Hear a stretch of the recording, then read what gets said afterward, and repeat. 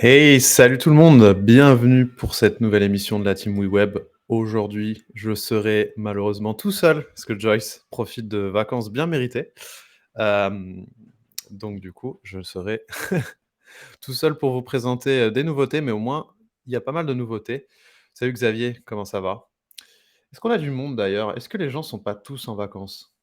Ah, il y a l'air d'avoir du monde là dans le chat. Hésitez pas à faire coucou, donner de la force. Salut Jonathan. Me laissez pas tout seul. Salut Célia, comment ça va? Cool, bah, il y a du monde. Bah, aujourd'hui, ce qu'on va faire, c'est qu'on va voir des petites nouveautés. Alors, c'est un peu un live, pas improvisé, mais en présentation rapide des nouveautés parce que ce qu'on va faire, c'est qu'on aura un webinar aussi à ce sujet, mercredi avec Flo, qui est notre, Chief Product Officer, donc responsable du produit, où on va aller plus en détail sur ces nouvelles fonctionnalités. Mais dans l'idée, c'est de vous présenter, ce qu'on vient de sortir. Donc typiquement les WeWeb Copilot qui est maintenant accessible à tout le monde, donc notre assistant qui est, comment? Hem, qui utilise l'IA, donc ChatGPT, pour vous permettre de construire dans, WeWeb et les classes qui sont inspirées de Webflow pour vous permettre de réutiliser des styles entre plusieurs éléments et composants. Salut Jimagienne, je ne sais pas comment ça se prononce, mais salut. Salut, Julien. Xavier qui vient de manger son boboon du lundi. Bah, tu as bien raison. Oui, là, c'est en français. C'est en français. Alors, attendez, je vais juste faire un truc. Je vais baisser mon ventilo parce qu'il est en train de me, hop, souffler beaucoup trop fort dessus. Ouais, c'est en français, parce que oui, mercredi, ce sera en anglais. Alors du coup, on va y aller. Je vais vous partager mon écran tout de suite. Hésitez pas d'ailleurs si, aujourd'hui, si vous avez des questions sur les nouvelles fonctionnalités, c'est le moment. Heu, parce que je pense pas qu'on durera toute l'heure, hein, mais donc du coup, profitez-en si vous avez envie de m'interrompre ou même si vous avez des questions avant les vacances. Parce que ce qui va se passer, c'est que je vais probablement faire un autre stream semaine pro et après je serai en vacances, donc il y aura pas de stream pendant 2 ou 3 semaines. Donc ce sera la dernière fois qu'on se verra. Salut Prince. Alors, je vais partager tout mon écran, boum et je vais vous passer en full screen. Est-ce que vous voyez bien mon écran? Normalement, oui. Juste rajouter mon curseur, parce que comme d'hab, j'ai oublié de le faire. Hop, voilà. Alors et comme d'hab, le petit zoom. Bah, Prince vient justement de le dire, mais c'est pas grave. C'est le live de mercredi, le webinar, c'est justement sur Copilot et les classes. Donc c'est ce qu'on va voir aujourd'hui, mais ce sera plus en profondeur avec, enfin plus travaillé. Là, en fait, les fonctionnalités ont été mises en prod il y a pas longtemps. Donc je vais les présenter avec vous,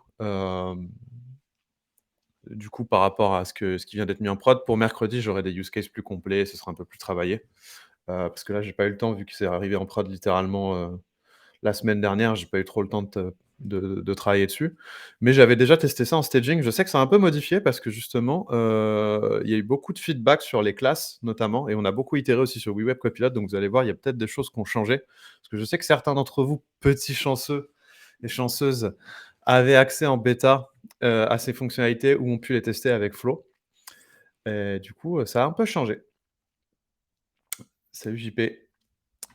Alors, la première chose, c'est que Copilot est disponible pour tout le monde, donc vous pouvez le trouver ici.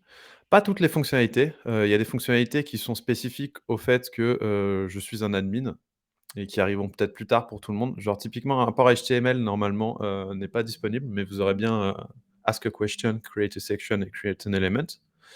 Hem Et on a enlevé la génération d'images parce que globalement, ça coûtait très cher en requête à OpenAI et DALL-E globalement n'est pas le meilleur outil, pour générer des images. On le remettra peut-être plus tard, mais j'imagine que la plupart d'entre vous utilisent Midjourney et il faudra peut-être qu'on réfléchisse à une intégration avec Midjourney plutôt qu'avec DALL-E. On ne dira pas qui a cassé la fonctionnalité en staging. C'est toi Xavier qui a tout cassé? Parce que Xavier est un VIP, Xavier teste tout. Xavier a testé les classes avant moi, il faut le savoir, ce chanceux. Du coup, Normalement, ce que vous avez en prod, donc ce sont les 3 premiers éléments. Alors, create a section et create an element, je vais passer très vite dessus dans le sens où, c'est pas forcément les fonctionnalités les plus puissantes parce que c'est une des limitations de ChatGPT, c'est que ChatGPT a beaucoup de mal à générer des éléments, à partir d'un prompt. C'est un truc où ils vont s'améliorer, je pense qu'avec GPT-5, ils seront meilleurs. Donc en attendant, c'est assez complexe de générer quelque chose de beau avec ces fonctionnalités. Donc on a donné, accès, mais globalement, on recommande pas de créer tout un design avec ces fonctionnalités parce que vous allez voir, ça peut vite être assez limité. Mais on peut faire quand même des choses marrantes. Par exemple, si je veux créer un élément, je vais créer un élément I want a button, a blue button. Ah pardon, je vais le faire en français parce que normalement ça marche. Je veux un bouton bleu avec un radius, enfin avec un design arrondi et une, nombre moderne.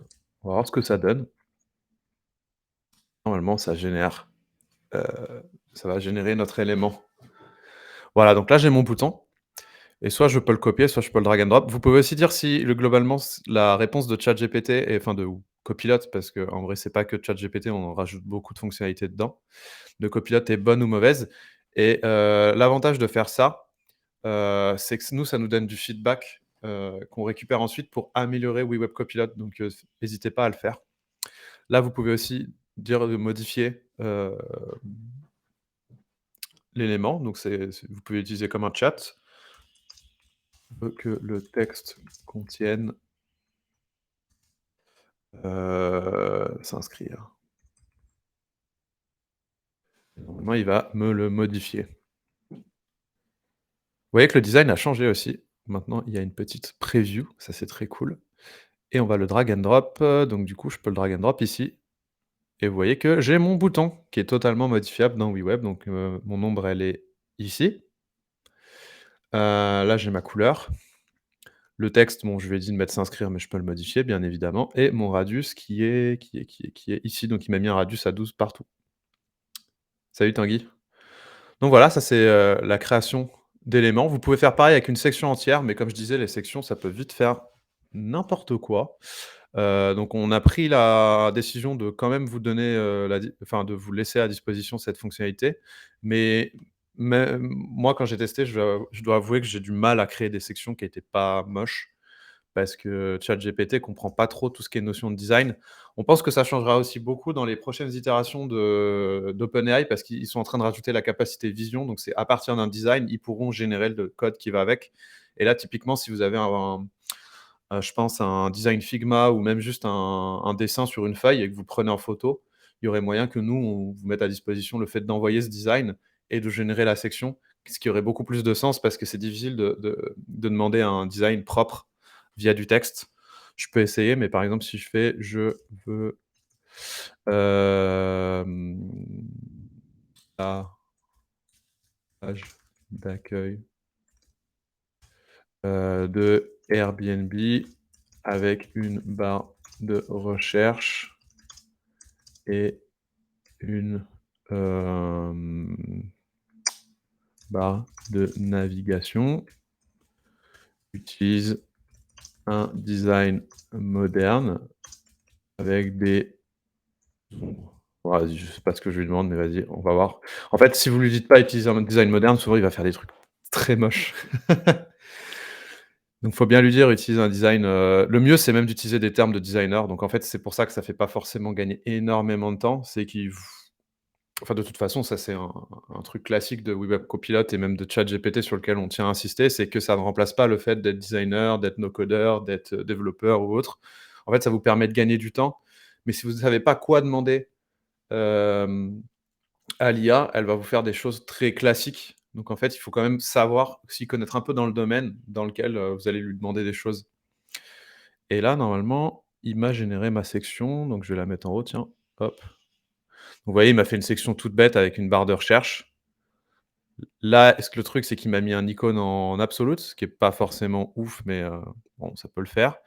La barre de recherche, il a utilisé un search input, ça c'est cool Et là, globalement, on a des endroits avec des logos, mais vous voyez, il y a beaucoup de position absolute, ce qui est pas franchement cool. Et il y a pas d'image de fond parce qu'en fait, quand il veut utiliser des images, comme il pourrait prendre des fois, ChatGPT génère utilise des images qui ne sont pas libres de droit, donc on lui a spécifiquement demandé de ne pas utiliser d'images, ce qui fait que souvent vous aurez des fonds gris.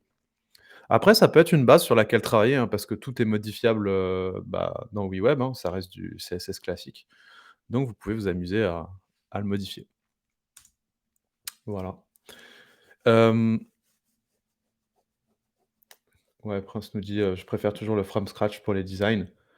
Je suis assez d'accord dans le sens où, pour l'instant, ce que j'ai essayé de faire des designs vraiment stylés avec, Copilot, mais c'est toujours une copie d'autre chose et c'est pas forcément, foufou et il y a ce syndrome un peu de si certains d'entre vous ont déjà utilisé WordPress, par exemple, des templates ThemeForest, où vous passez tellement de temps à déconstruire ce qui a été construit, que vaut mieux recommencer de zéro et je trouve qu'on a un peu la même chose avec le create section. Après create an element, je l'ai déjà utilisé pour des formulaires et des boutons. C'est pas mal parce que justement, c'est juste des petits éléments, donc ça permet de gagner un peu de temps. Par contre, une section entière, pour l'instant, je dirais que c'est pas encore au niveau, mais ça, c'est un truc où même, ChatGPT doit s'améliorer. Mais au moins, c'est disponible. Le truc qui est assez cool, par contre, c'est, ask a question. Pourquoi? Alors ça, je suis bien placé pour en parler parce que j'ai écrit le code de ce truc. C'est, c'est basé sur toutes vos questions. Donc il faut savoir alors Jonathan, juste je viens de voir ta question. C'est que pour le design, possible pour créer des workflows. Alors pas encore les workflows, mais tu vas voir après, j'ai une petite surprise parce que ça peut aussi générer des formules et avant ça générait des formules JavaScript, mais maintenant ça génère aussi des formules en no code. Les workflows, ça arrivera plus tard, je pense. Mais ouais. Alors, du coup, le ask a question, ce que je voulais dire, c'est, on a récupéré toutes vos questions, que ce soit dans la communauté, ce qu'il y avait dans notre chat, ce qu'il y avait sur No Code France, ce qu'il y avait, en email, et autres. En fait, on a tout récupéré, tout scrappé. On l'a converti en questions-réponses justement avec ChatGPT et on en a fait un énorme corpus que ChatGPT utilise, donc WeWeb Copilot utilise pour comprendre le contexte de votre question et vous permettre de répondre par rapport à WeWeb. Ce qui fait que normalement, on a mis notre doc aussi dedans. Ce qui fait que normalement, vous avez une réponse qui est assez, pertinente par rapport à votre demande dans WeWeb. Donc si par exemple je veux lui dire, comment ajouter un système de paiement dans mon app, normalement, il va comprendre automatiquement que c'est le contexte de WeWeb et il va répondre. J'ai jamais fait en français, on va voir ce que ça donne. Et vous avez pas besoin de lui dire dans WeWeb ou autre, il va comprendre automatiquement. Donc voilà, déjà la grosse nouveauté depuis que c'est en prod, on a rajouté le streaming, donc vous voyez, il y a le texte qui arrive petit à petit. Parce qu'avant, ce qui se passait, c'est que ça tournait pendant un moment et ça mettait beaucoup de temps à venir et on nous avait dit: «Oui, c'est cassé WeWeb Copilot». En fait, c'est OpenAI qui met énormément de temps à répondre parce que leur API est encore, en bêta, hein, aussi. Il faut savoir que ChatGPT, c'est pas 100 stable. On a rajouté le streaming pour que vous puissiez voir au moins au fur et à mesure. Là, on a des petits problèmes d'interprétation de code, mais on va le fixer, c'est pas grave. Mais vous voyez que globalement, il me donne les étapes. Donc il dit, «Ajoutez le plugin Stripe à votre projet WeWeb. Une fois que vous avez ajouté l'extension Stripe, vous devez la configurer avec vos clés API de production, blablabla, les clés API de texte. Ensuite, vous aurez accès à un formulaire de paiement». C'est exactement ce qui va se passer, quand je vais rajouter si je rajoute le plugin Stripe, par exemple. Ensuite, il me dit de mettre un formulaire, ensuite il me dit de les mettre les paiements, ensuite il me dit de faire un workflow. Donc globalement, il m'explique tout ce qu'il faut que je fasse pour ajouter Stripe dans mon app. Et typiquement, si vous avez d'autres questions, je vais lui dire, où se trouve, hop, la clé API.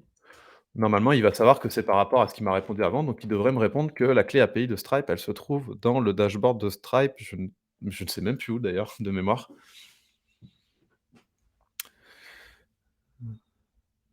Voilà, pour Stripe, par exemple, vous pouvez trouver vos clés API dans le tableau de bord Stripe. Cependant, le contexte ne fournit pas l'emplacement exact de la clé d'API. OK, donc là, il me dit: «C'est dans le dashboard», mais il ne sait pas où exactement, hem, parce qu'il ne connaît pas Stripe.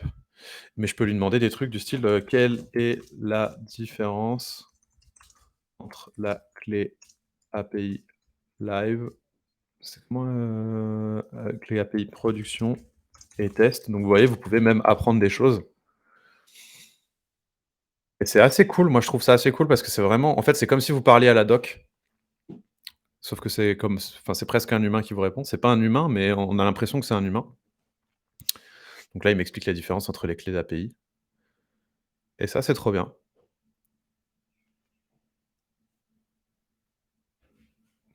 Voilà. Donc là, j'ai typiquement comment, ajouter un système de paiement dans mon app. Je peux lui demander d'autres choses. Je vais rajouter une nouvelle recherche. Bah, tiens, est-ce que vous avez des idées de questions à lui poser? Normalement, on peut lui poser des questions de design, on peut lui poser des questions, de logique, enfin, de toute façon, tout ce qui est par rapport à WeWeb. Par exemple, si je dis, «Comment faire une requête API?» il devrait me répondre par rapport au contexte de WeWeb. Je me souviens que j'avais testé à un moment en mode, «Ah, on pourra peut-être faire ça après, mais comment récupérer, l'IP d'un utilisateur? Comment, récupérer la météo actuelle?» et en fait, il m'avait répondu par rapport à des services qui existent sur internet et ça, c'est trop bien. Ouais, voilà, donc là, il me dit: «Mets REST API, le plugin, crée une collection, tu mets l'URL, tu mets le bon verbe» et ainsi de suite. Implémentation de l'export des CSV. Alors ça, Prince, il y a un plugin qui va arriver pour ça. Mais on peut lui demander, tiens. Par contre, c'est pas vraiment une question, donc va falloir que je le tourne en question. Parce que si tu lui dis juste ça risque d'être très vague. D'ailleurs, je ne vous ai pas montré, mais vous avez votre historique de questions. Par exemple, pour récupérer l'IP d'un utilisateur, vous voyez qu'il m'avait proposé d'aller d'utiliser IPify et de prendre le résultat. Ça, c'était assez cool. Pour récupérer le temps, il m'avait parlé d'Open Weather Map, enfin, il m'avait donné les métriques. Pareil, je connaissais pas la doc, donc je lui avais dit, qu'est-ce qu'il faut que je mette dans ma query string, il m'avait tout donné. Mais vas-y, on va essayer ask a question. Comment implémenter l'export de CSV dans mon app?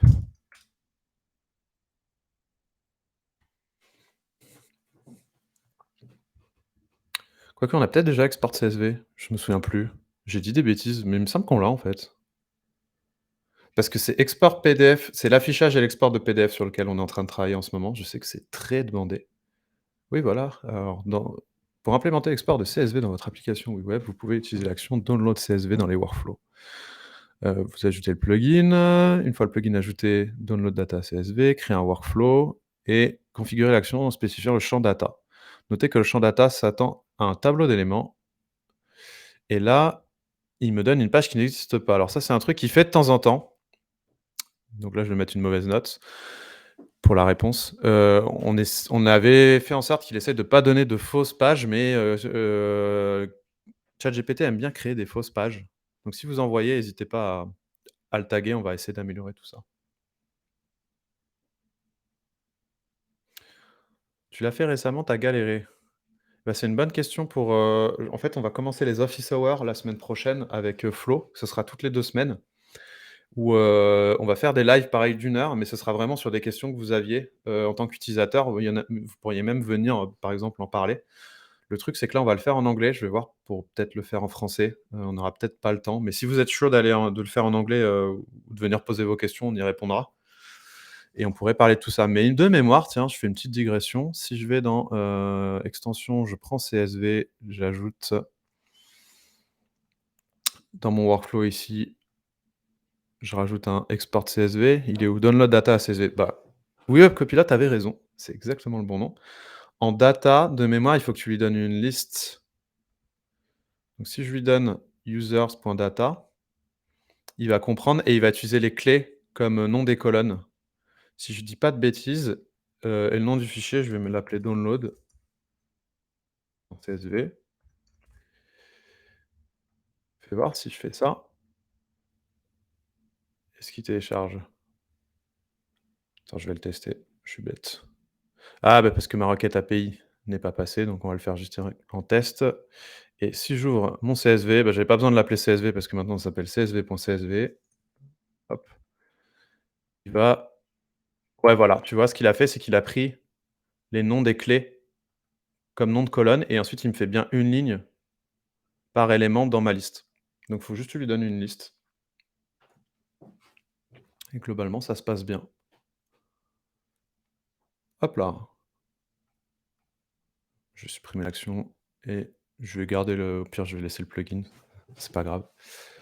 Donc ouais, WeWeb Copilot m'avait dit la bonne réponse, donc si je retourne là, tu pouvais lui en fait, c'est une bonne réponse à part le lien.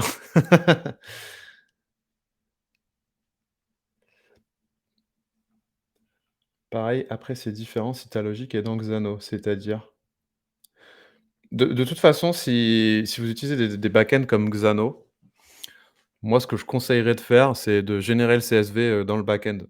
D'ailleurs, c'est mieux que de le générer dans le front, parce que si vous utilisez beaucoup de données, ça risque de faire planter le navigateur. Donc ce que font la plupart des sites, c'est qu'ils génèrent sur le back, ils vont héberger le fichier final dans leur CDN et en fait, le front va prendre le lien du CDN et va le faire télécharger dans le navigateur.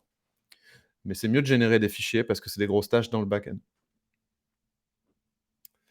Surtout que, franchement, générer un CSV à partir d'une base de données, c'est très simple. Je crois même que en SQL, on peut le faire très rapidement parce que les bases de données SQL, c'est déjà des tableaux. Des CSV, c'est des tableaux, donc c'est juste une autre manière de les écrire. OK. Alors maintenant, on va passer au truc qu'on attend tous parce que franchement, c'est le plus fun. Moi, c'est le truc qui m'a un peu, explosé, l'esprit, quand je l'ai vu arriver. C'est qu'on peut générer des formules et des, fonctions JavaScript en utilisant WeWeb Copilot. C'est assez puissant. Alors les formules JavaScript, je crois qu'on vous l'avait déjà montré, enfin les fonctions pardon, mais les formules, c'est tout nouveau. Par exemple, là, j'ai, mes utilisateurs ici. Vous voyez avec le nom, l'image de profil, le job et ainsi de suite et je peux générer des formules. Alors moi, la génération de formules, je m'en sers beaucoup pour, utiliser la bonne formule.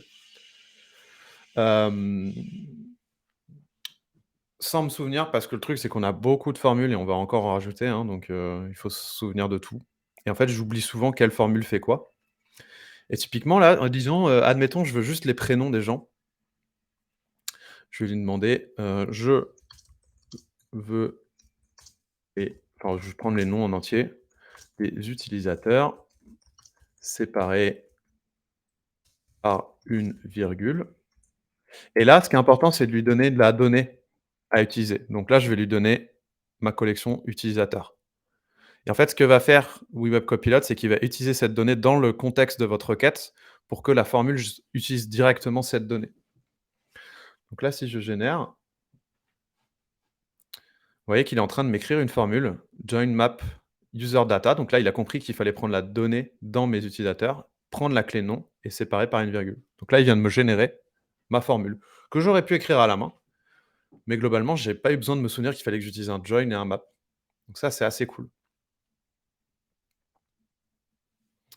Alors Benoît, juste pour ta question, oui, la partie de génération d'un CSV dans Xano, c'est OK, mais pour le récupérer ensuite dans le front, bah, ce que tu fais, c'est que une fois que le fichier il est généré, tu le mets dans un CDN.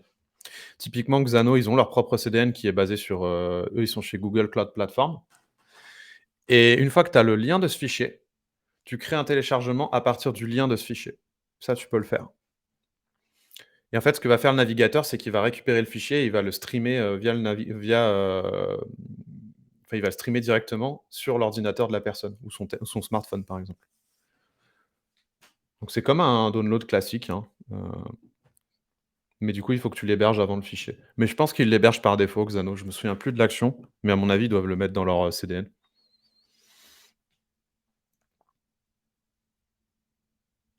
Il y a de la doc sur ce point. Je pense que tu as de la doc dans Xano à regarder. Sinon, bah, tu peux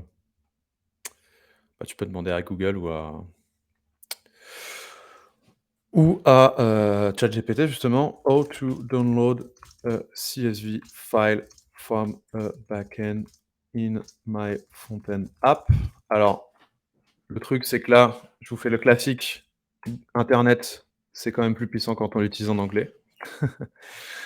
Mais vous arrivez sur Stack Overflow et en fait, les trucs que vous voyez en code, vous pouvez les refaire en no code la plupart du temps. Donc là, ils ont quand même pris une solution assez compliquée. Download a CSV file.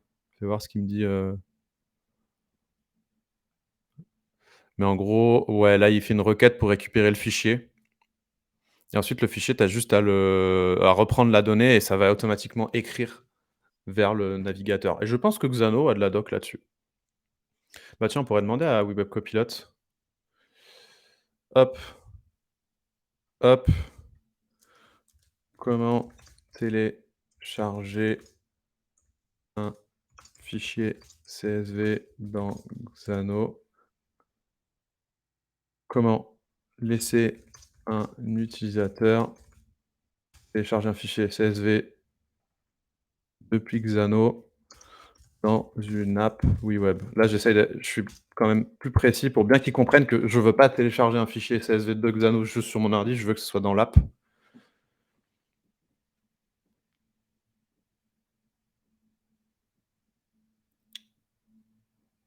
Oui, Prince, WeWeb n'a pas accès aux fichiers générés dans Xano, mais s'il y a un lien du CDN, on aura accès aux fichiers parce que normalement le lien est public. Alors là, il comprend pas avec le contexte. À mon avis, j'ai été trop précis.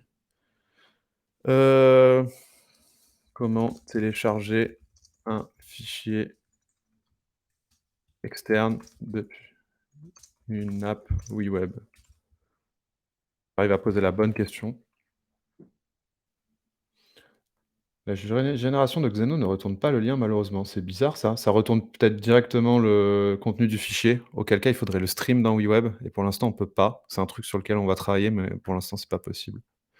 Après ce que vous pouvez faire pour tricher, je l'ai déjà fait, en dev, mais je pense que ça marche nickel en no code, c'est ouvrir un onglet qui ouais non parce qu'il vous faut le lien quand même. Parce que j'allais dire ouvrir un onglet où il y a la donnée du fichier, même si c'est un lien vers votre back-end. Parce qu'en fait, c'est ce que font les sites d'ailleurs en sous-marin la plupart du temps, c'est qu'ils vont ouvrir un onglet avec le contenu du fichier et en fait, votre navigateur, il va comprendre que c'est un fichier, il va fermer l'onglet tout de suite et il va prendre le contenu et le télécharger. Oui, voilà, donc là, il me répond exactement ce qu'on ferait en dev, donc il faut rajouter un lien et l'attribut href, c'est l'URL du fichier. Et en fait, c'est ce que font les sites. Ça, c'est un truc que j'ai jamais compris, mais le web fonctionne toujours comme ça. C'est quand vous téléchargez un fichier, ce que font les sites, c'est qu'ils créent des faux liens que vous voyez pas, avec le contenu du fichier dedans. Je trouve ça ouf et ils vous font cliquer dessus sans que vous en rendiez compte. Mais internet a pas changé depuis 20 ans là-dessus et ça me perturbe à chaque fois de me dire: «Il y a un lien qui est créé, vous le voyez pas et il est cliqué». Mais oui, vous pouvez faire ça. Du coup, retournons sur nos formules. Donc là, vous voyez que ma formule a été générée, c'est trop bien. Par contre, on est tributaire des formules, WeWeb. Donc si jamais, vous avez une demande qui est très compliquée, vous pouvez passer en JavaScript et là, ça va vous générer carrément une formule JavaScript. Donc là, je veux les initiales des utilisateurs en majuscules séparées par des virgules. Je sais pas écrire, ça fait plaisir. Et là, en plus, il vous le commente en français, le code, ça, c'est fou. Donc là, il va chercher la donnée dans notre collection. Là, il prend les noms des utilisateurs, donc il utilise map, qui était la même chose que, pourquoi il veut pas map? Cons username map user names. Là, ça devrait fonctionner. Hem,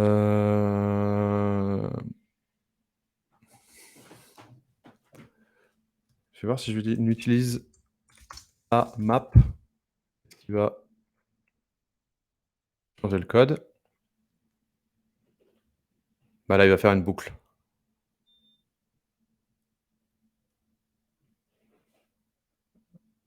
Split is not defined. En fait, il fait que de m'utiliser des fonctions qui sont pas qui sont pas du tout, ah, j'ai jamais eu ça avant. Alors, pourquoi tu m'utilises des fonctions qui existent pas là? Utilise pas split.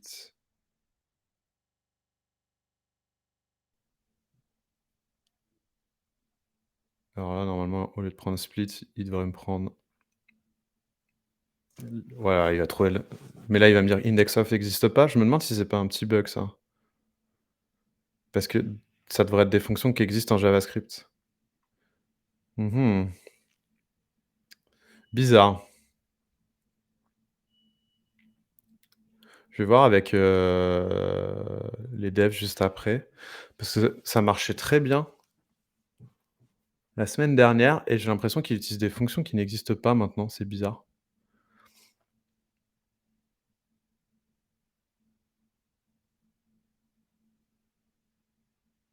Alors le truc, c'est que hop,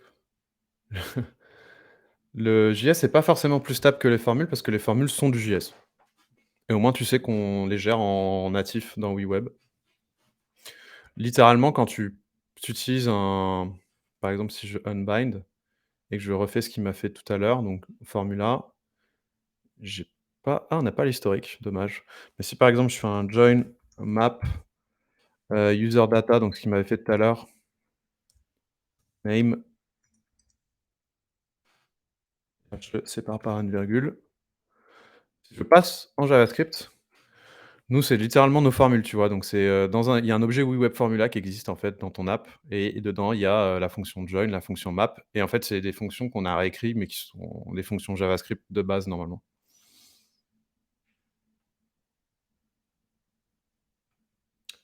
Tu as cassé WeWeb. Bah, ouais, mais je pense qu'en fait, on a diminué, ça, c'est un autre truc, c'est que comme on avait beaucoup, beaucoup, beaucoup de demandes, sur WeWeb Copilot, on a diminué le nombre de tokens dans le contexte et il y a moyen qu'il galère un peu sur le JavaScript pour ma demande maintenant. D'ailleurs, ce qu'il faut savoir, c'est que les vous êtes limité à 50 demandes par jour, si je me souviens bien? Ou par mois? Je me souviens plus, attendez, je vais voir ce qu'on m'a dit, parce qu'on m'a dit ça récemment.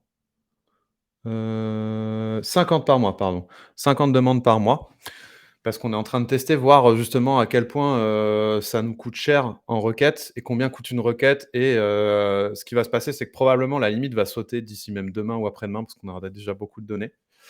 Et on va mettre des limites par plan, donc je pense que typiquement quand vous serez sur starter, vous aurez plus de requêtes que quelqu'un qui est en gratuit. Quand vous êtes en scale, vous en aurez encore plus et ainsi de suite. Par contre, je comprends pas pourquoi mon truc fonctionne pas. Je suis triste. Alors attends, si je lui demande juste je veux les initiales des utilisateurs, qu'est-ce qu'il va me donner? Alors initiales, collection des utilisateurs, ça c'est bon. Une fonction pour obtenir les initiales, ça c'est bon. Bah là, il a les initiales. Bah là, ça marche. Qu'est-ce qu'il m'a fait tout à l'heure? Bah, des fois, je tombe dans la matrice de parce que le problème, c'est que comme c'est ChatGPT, c'est l'avantage et le défaut, c'est qu'il peut vous répondre plusieurs fois des choses, différentes et des fois, il suffit de lui redemander et malheureusement, ça, on est un peu tributaire de ChatGPT pour ça, d'OpenAI. Et là, ce qui est bien, c'est que WeWeb, par défaut, il me les regroupe, vous voyez, automatiquement, avec des virgules parce que c'est une liste. Mais si, par exemple, je lui dis: «Regroupe les initiales avec une virgule entre chaque», normalement, il devrait me le faire.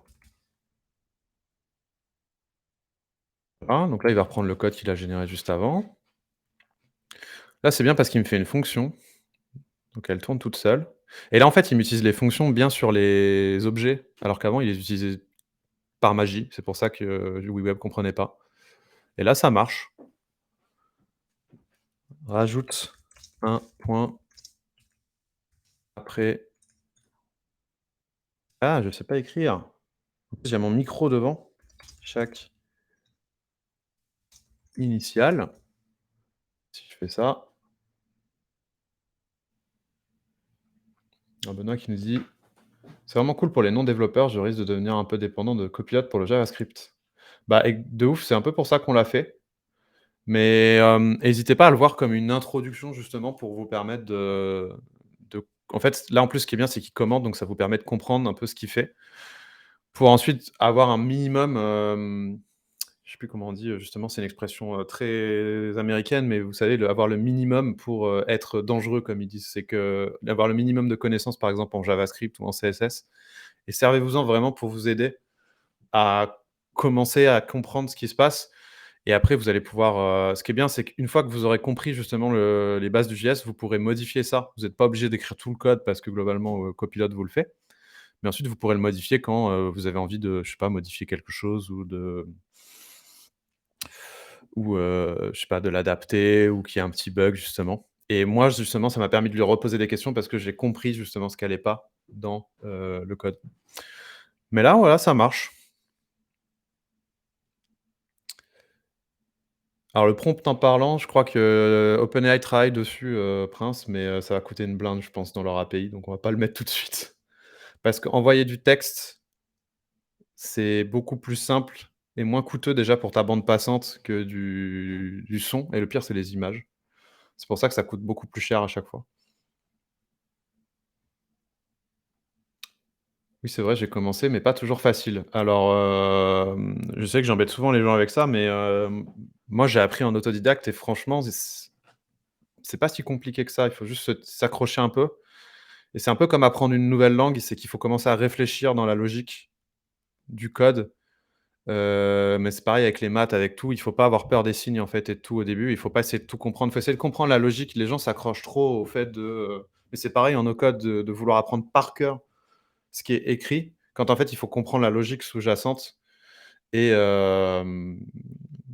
c'est une discussion qu'on avait eue avec Joyce qui est passionnante, qu'on essaye un peu de passer justement dans l'académie.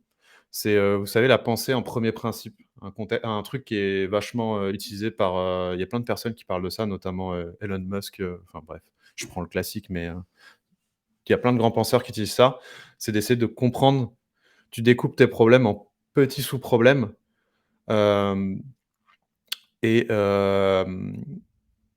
tu vois, en fait, tu essaies de les découper en la plus petite partie, de possible de ton problème. Donc tu découpes tout en, par exemple, au lieu de te dire, là, j'ai envie d'apprendre le JavaScript, apprendre ce que c'est une boucle, tu vois, par exemple, apprendre ce que c'est un objet et ainsi de suite et essaie de comprendre ces principes-là, plutôt que de rester coincé sur, la, j'ai que du franglais qui me vient en tête, c'est pour ça que je galère à parler, je suis désolé. Mais plutôt que de rester coincé sur tout le script en JavaScript, c'est vraiment essayer, tu vois, typiquement quand tu utilises des Lego, au lieu d'essayer tu prends un modèle de voiture, mais toi tu veux, je sais pas, recréer la tour Eiffel en Lego, essaye plutôt de voir quel type de Lego tu as à ta disposition, comment les utiliser et ainsi de suite, tu vois? Je sais pas si c'est très clair, mais c'est un truc que nous, on essaie de beaucoup pousser, surtout en informatique, parce que l'informatique, c'est que ça au final, c'est des sous-problèmes. Tu as un énorme problème, c'est, je veux créer une page utilisateur, tu vois? Et bah, tu as des sous-problèmes. C'est comment je récupère mon utilisateur actif, comment j'affiche, son nom, comment, enfin, tu vois, comment je change l'utilisateur si, c'est un autre utilisateur et ainsi de suite et ça, tu peux même les découper en autres sous-problèmes. Enfin, tu vois, en fait, il faut vraiment partir de ces sous-problèmes-là et pas avoir peur au début. C'est normal de pas comprendre, hein, surtout qu'il y a énormément de choses à apprendre. Donc, enfin franchement rester, enfin faut rester, c'est même comme le sport, comme tout dans la vie, tu vois? Enfin faut s'accrocher. Tu vas le faire avec Bard. On n'a pas prévu d'implémenter Bard pour l'instant, mais pourquoi pas? Alors l'avantage d'être dev, ouais, c'est ça. Mais moi je suis pas dev, hein, à la base, hein. C'est pour ça que je parle beaucoup de ça et je saoule les gens avec ça, même quand on fait des meet-up, No Code France, c'est qu'à la base je suis pas du tout dev. Heu, mais franchement avoir appris à coder, ça m'a beaucoup aidé, en dev, mais même dans les autres, heu dans d'autres sujets, tu vois? Parce que moi, j'adore apprendre des nouveaux trucs. On fait des petites digressions, mais je vois ça avec par exemple, pendant longtemps à l'école, j'étais pas bon en langue. J'étais notamment nul en anglais et le moment où j'ai compris un peu, comment tu découpes justement, il faut toujours apprendre les bases et comprendre plutôt que de faire du par cœur. Ça m'a permis d'être aujourd'hui, je pense, à peu près, bilingue, tu vois, en anglais. Mais ça, c'est le problème on peut se lancer dans un débat, qui dure des heures et des heures, mais le problème du système éducatif français qui est beaucoup trop dans le par cœur. Mais du coup, voilà, ma recommandation, c'est de pas avoir peur et vraiment se servir de Copilot comme un point de départ pour apprendre d'autres choses. L'utilisez pas comme une solution à tous vos problèmes, utilisez plus le comme, bah, justement vous permettre de commencer, de vous donner les 80 et les derniers 20, essayez de les faire vous-même et petit à petit, vous allez voir que ça va devenir, naturel et vous allez pouvoir, faire beaucoup plus de choses vous-même. Et il nous reste 20 minutes, donc on va passer sur les classes qui sont quand même très cool, nos petites classes. Alors, typiquement, prenons l'exemple de mon bouton bleu là, qui est horrible. Je vais lui mettre, un faux bouton de login. En fait, ce bouton, j'ai envie de le designer et je sais que plus tard, je vais utiliser d'autres boutons et j'ai pas envie de redesigner tous mes autres boutons.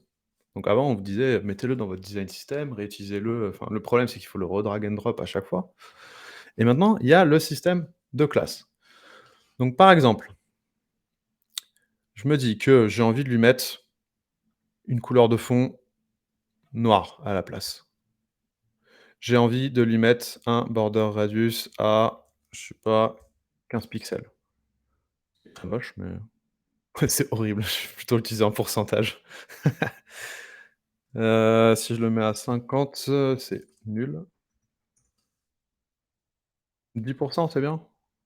Ouais, c'est pas très arrondi, bref, je m'en sortirai pas. Je vais vous faire un truc moche parce que franchement le CSS c'est un délire.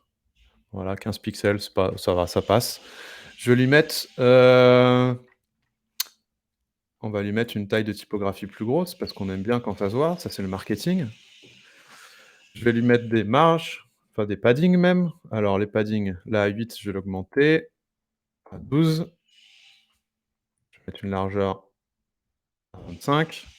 Voilà. Là, j'ai mon gros bouton. Maintenant, ce que je vais faire, c'est que ici, en dessous des states, donc là, vous avez reconnu les states, on a un peu changé le design, mais ça n'a pas changé. Vous avez le système de classe.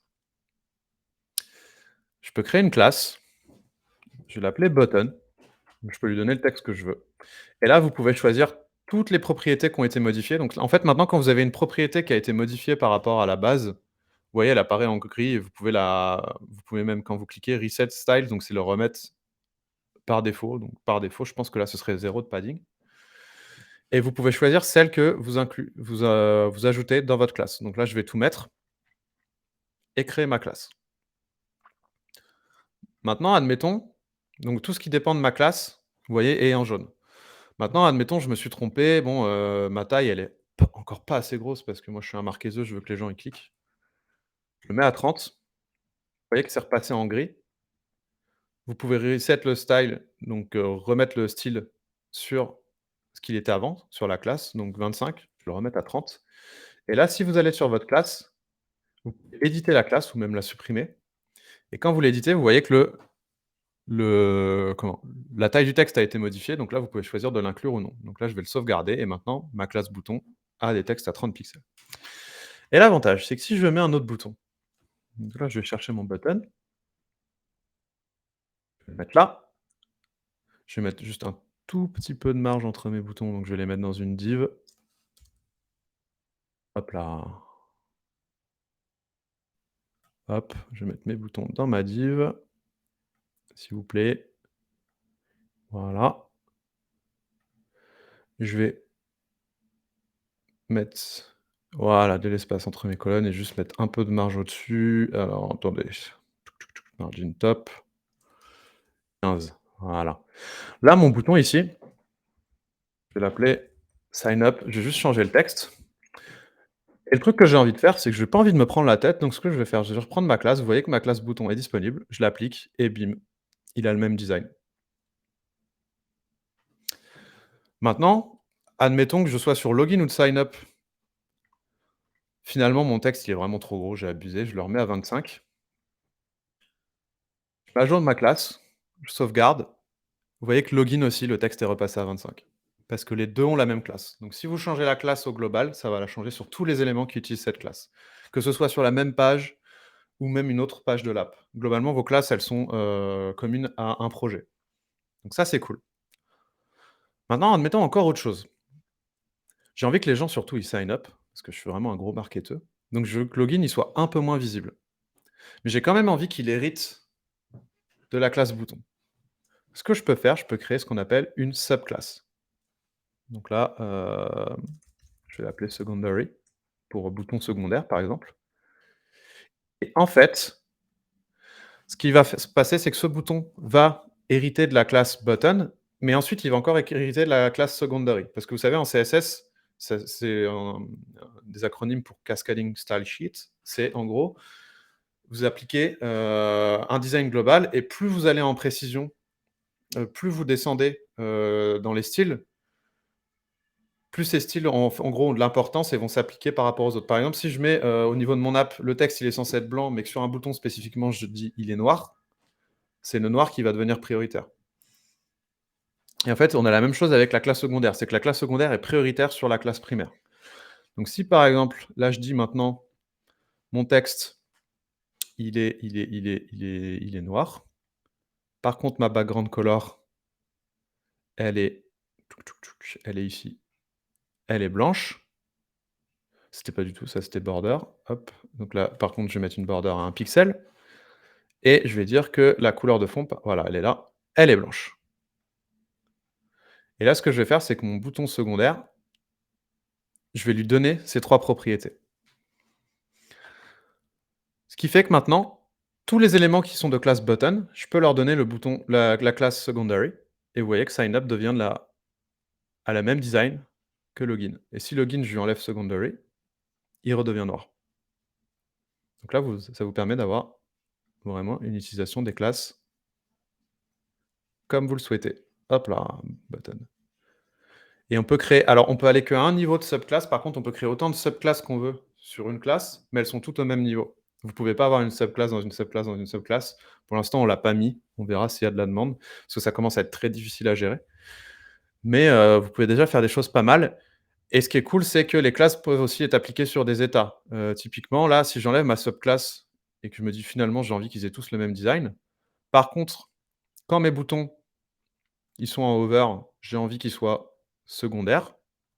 Vous voyez que ça fonctionne. Donc si par exemple je mets over secondary, si maintenant je me mets en preview, quand je passe dessus, vous voyez que la classe secondary se met en action. Du coup, le design change. Et voilà globalement comment ça fonctionne. Alors principalement que le système des folders, ouais, alors il manque encore beaucoup de trucs, hein, ça vient juste d'être mis en prod, c'est un truc sur lequel on a déjà travaillé des mois entiers parce que niveau, design, ça a beaucoup changé. Xavier pourra en témoigner. Pour l'instant, on n'a pas de moyen d'afficher des folders de manière claire sans que cet écran-là devienne, enfin, il faut que cet écran reste lisible. Et le problème, c'est que si tu as des folders, des subclasses dans tous les sens, ça devient très vite illisible. Donc ça arrivera petit à petit, mais pour l'instant, je pense que c'est une bonne, V1 des classes qui vous permet de faire beaucoup de choses, mais qui bien sûr est là pour être améliorée. Donc on prend tous les feedbacks, comme pour Copilot d'ailleurs, un Copilot, comme j'ai dit, ça on l'a sorti de bêta, mais là on est encore en train de tester, notamment avec le nombre de requêtes. Donc n'hésitez pas si vous avez du feedback là-dessus, nous on est preneurs et on est là pour améliorer, la chose. Mais les classes, on est assez fiers, c'est un truc sur lequel on travaille vraiment depuis plus d'1 mois, même 2 mois et on est arrivé à quelque chose de satisfaisant parce que je peux vous dire qu'au début les designs n'étaient pas comme ça et c'était assez dur de s'y retrouver.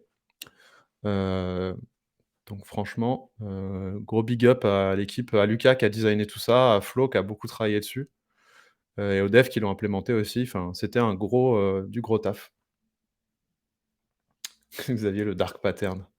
Moi, je suis un marketeur, tu sais, moi, je veux que tu cliques et que tu me donnes tes infos.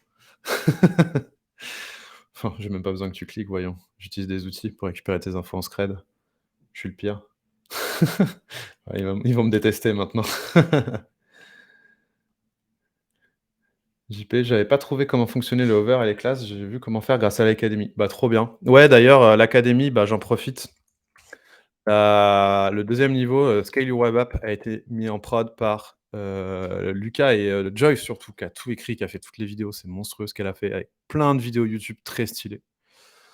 Et franchement, allez le voir parce qu'il y a hyper intéressante là-dedans. Vous voyez, elle vous montre comment faire des pages privées, publiques, comment gérer vos API. Il y a même un peu c'est même à moitié un cours sur Xano, mais même sur la programmation en général, la programmation de manière visuelle, donc le no-code.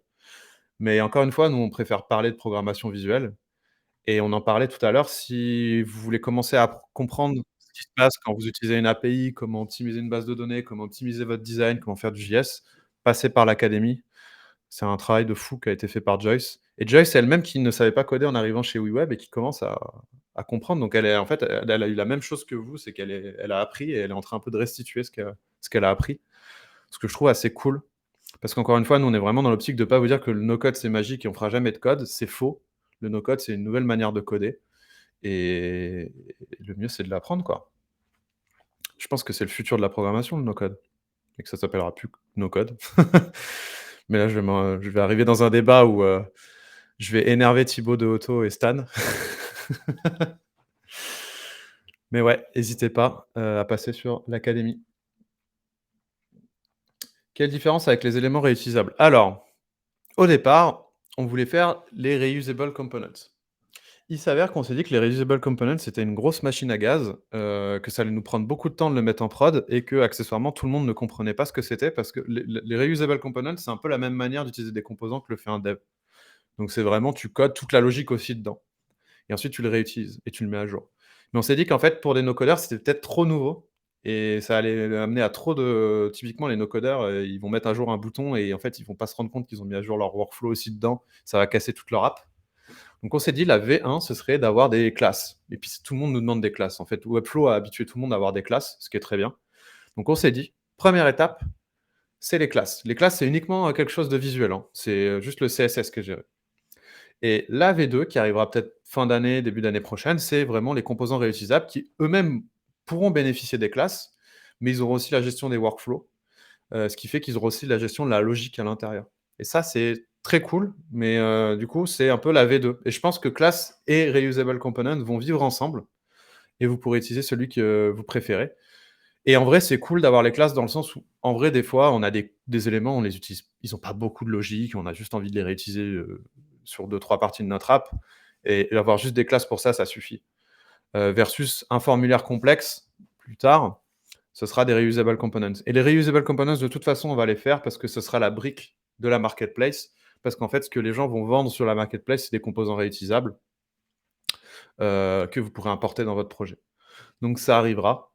C'est un gros sujet, on travaille beaucoup dessus, mais pareil, on va faire beaucoup de tests utilisateurs parce que c'est une autre manière aussi d'utiliser WeWeb, hein. On vous l'avait présenté il y a longtemps dans le live, mais ce sera probablement une espèce de manière d'utiliser à la Figma, où vous serez en train de designer uniquement un élément dans votre page et en fait, vous le réutiliserez après dans votre projet et on a un gros sujet là-dessus, on a un gros sujet marketplace, mais tout ça, ce sont des choses qui arrivent et en attendant, les classes, ça permet d'avoir un petit design, qui fait le taf, quoi. Et puis pour les gros projets, c'est déjà bien parce que ça vous évite de recopier-coller votre design 150 000 fois. Enfin, même nous, chez WeWeb, on est content d'avoir ça. Parce que je vous avoue que même moi, quand je fais des projets, là, si on continue Product Hunt, je vais commencer à utiliser des classes, je pense.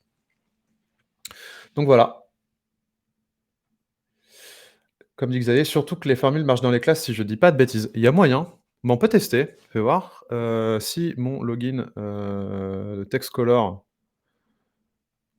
je vais le passer en formule, je vais mettre une formule toute con, hein, c'est que je vais juste mettre une formule de texte. Si je mets, purple, voilà, là, c'est violet. Je mets à jour ma classe secondaire. Vous voyez que c'est une formule. Donc ouais, tu as raison. Donc là, j'ai mis une formule bête et méchante qui est juste un texte, mais du coup, j'aurais pu utiliser des formules, WeWeb ou même JS et c'est stocké ma, dans ma classe. Donc ma classe va réutiliser la formule. Donc il y a déjà un petit bout de logique, hein. C'est la logique dans le CSS. Par contre, les styles ne prennent pas en compte les workflows pour l'instant. Ils le feront, enfin les classes, pardon. Mais elles le feront pas, parce qu'encore une fois, c'est les reusable components qui vont, être utiles pour ça. Hop, je vais mettre à jour ma classe et voilà.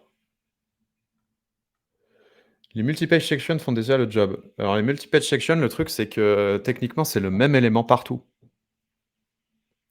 Sauf que des fois, tu as peut-être pas envie d'avoir le même bouton partout. Tu veux qu'il ait le même design, mais c'est pas techniquement, c'est pas le même bouton, parce qu'il aura peut-être pas le même workflow. Et les multi-page sections, c'était un peu une manière justement de fake les reusable components en attendant qu'ils arrivent. Hem Mais quand tu auras les reusable components, tu verras, tu utiliseras dans d'autres use cases. Le multi-page section, on l'a surtout fait aussi pour les navbars, les sidebars, les footers, tout ce genre de choses qui ne est vraiment unique dans tout ton projet. Mais des fois, tu as envie d'avoir des éléments, qui sont, partagés sur, enfin qui ont la même logique ou le même design partout sur ton projet, mais qui sont techniquement pas les mêmes parce qu'ils peuvent avoir leurs propres enfants. Donc ils pourraient avoir des fois des 2-3 paramètres où tu les ce qu'on appelle ça en programmation les surcharger, c'est qu'en gros, tu vas changer deux trois paramètres, par exemple le texte, la couleur, et ainsi de suite, mais juste pour cet élément-là. Mais il reste quand même enfant de l'élément parent, donc si tu changes l'élément parent, l'élément enfant va récupérer les propriétés. Et surtout, on a besoin des reusable components pour faire la marketplace. Tu peux pas faire une marketplace avec des multi-page sections. C'est vraiment, il faudra les parce que vraiment la logique des reusable components, c'est que là, pour l'instant, c'est comme les classes, c'est partagé à un projet, mais nous, rien ne nous empêche plus tard de vous les partager entre projets. Heu, Parce qu'en fait, nous, on les stocke d'une manière, standard dans notre base de données, donc on peut très bien les partager à d'autres projets. Et ce qui fait la marketplace. Et la marketplace, je sais que vous l'attendez. On l'attend tous. Moi-même, je l'attends. Et ça sera très cool quand on l'aura, mais pareil, c'est un gros sujet. Mais ça arrivera. Il nous reste 2 minutes. Est-ce que vous aviez d'autres questions avant que je vous quitte, pour aller en réunion? Est-ce que c'était clair? Est-ce que vous avez kiffé? Franchement, on est assez fiers, hein, d'avoir sorti, ces 2 grosses fonctionnalités. C'était, assez demandé et je pense que l'équipe a fait un super taf parce que c'était pas facile, hein. Nope, pas de questions, c'est top, merci. Bah, merci à toi. Content de voir que ça plaît. Merci Tanguy et je passerai vos messages à toute la team parce qu'encore une fois, c'était un gros taf. Merci Benoît. Bah, sur ce, je vous dis, comme d'hab, n'hésitez pas à, follow, je pense que tout le monde dans le chat le fait déjà, follow la chaîne, No Code France sur Twitch. À nous follow aussi sur, Twitch et YouTube, donc @weweb_io. Notamment mercredi, bah, on refait un live sur les classes et les components, mais avec Flo, notre, head of product. Hem Et à venir nous voir, bah, sur le channel WeWeb, sur le Slack No Code France ou sur notre communauté. Et sur ce, je vous dis à la semaine prochaine pour un nouveau live, le dernier avant, les vacances de la team. Mais je pense que de toute façon, on est en France, vous serez aussi tous en vacances, si je ne me trompe. En août, il y a jamais personne. Donc on se verra pour le dernier live des vacances. Sur ce, ciao tout le monde, passez une très bonne semaine.